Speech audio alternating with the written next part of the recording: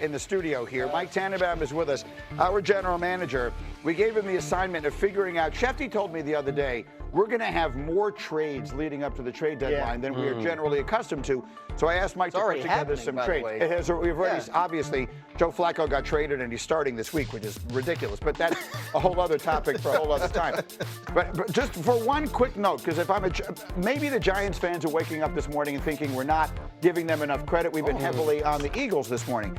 My friend Michael Book, who is a crazy Giant fan, texts me, the Giants are a 64-yard field goal with no time remaining against the Cowboys away from being 3-3. Yep. We need to be giving them a little bit more love than we are giving them. So I just wanted to throw that out there. The Giants, when they've been bad, what is the little girl with the curl? When they're bad, they're very, very bad. But when they're good, they're actually pretty good, right?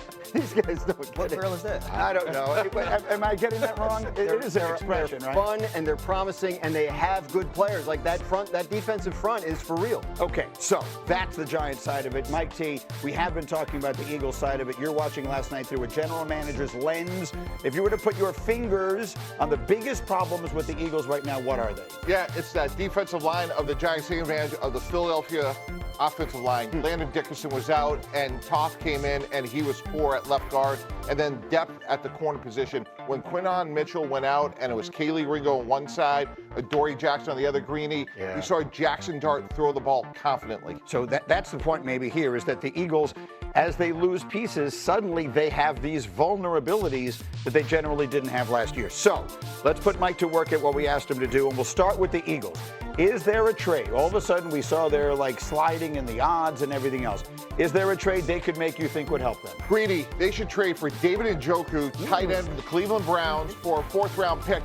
And when you look at the Eagles, when we talk about that offensive line, where does it manifest itself? They are 27th in the NFL on third down conversion, and they are 22nd in explosive play rate.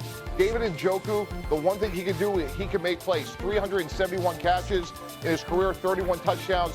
He would help fix this Eagle offense. You like it? No, I don't like it because Dallas Goedert had a good game last night, and he's still on the Philadelphia Eagles. So why am I trading for another tight end, and I'm having issues in my secondary?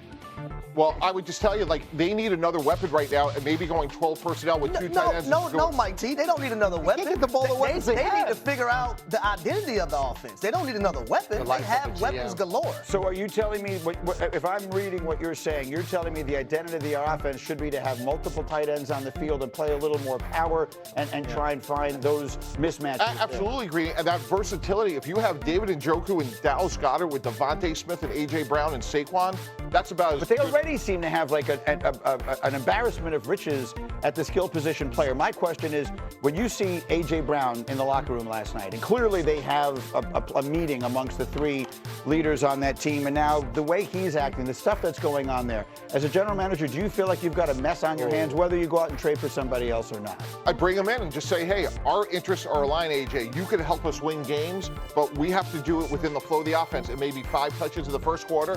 It may be 5 in the fourth quarter. We won a championship last year. You're a meaningful part of it, and you have to close the door and air out your grievances and solve problems. You have a mini bye. Now's the time to do it, Greeny. Okay, so as is usually the case, the GM makes a deal and the players are disgruntled.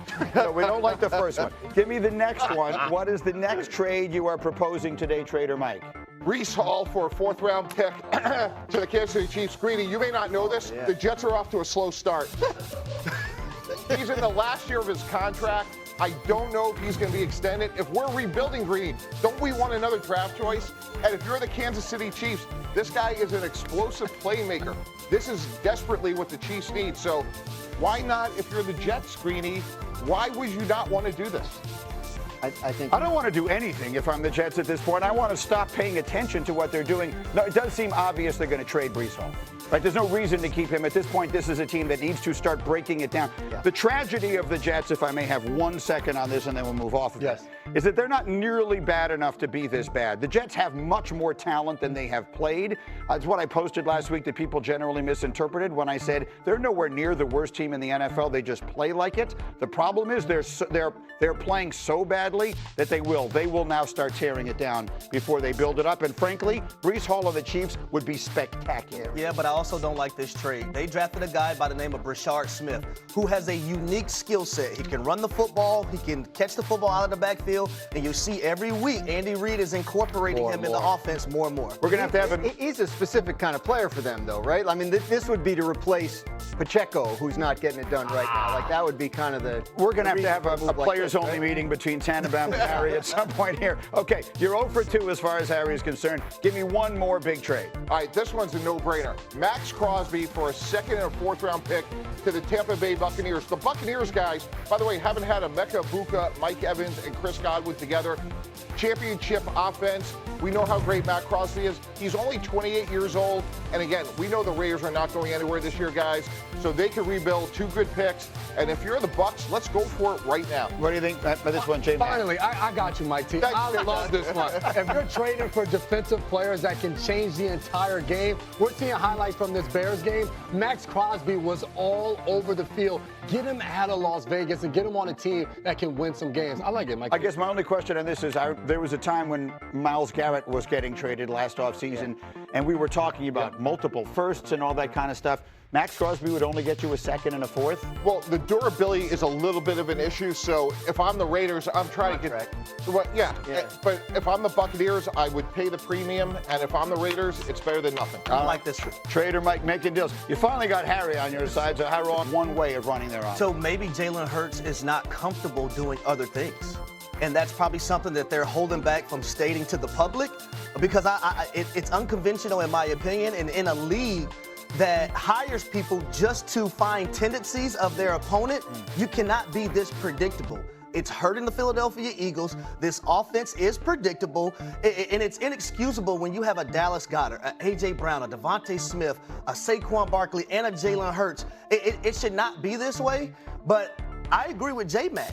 It might be something behind the scenes that they know that they aren't saying to the public when it comes to their quarterback, Jalen Hurts, and what he doesn't feel comfortable doing from an offensive standpoint. I will also say this. During the shotgun a ton, yes. But it comes to your execution out of the shotgun. You can still run play action and have the fake be in Saquon Barkley's chest before you pull it. We've seen teams operate. I think to what you're saying, if I'm on defense and I know you're going to be in the shotgun 90% of the time, now I need to dive into it. What are you doing out of the shotgun? Are you not running the ball? I think if they're going to operate that way, you still have to find a way to tie things together within the offense. It's not just the fact that they're losing because they're in the shotgun all the time. It's the offense that they're not executing while being in that formation.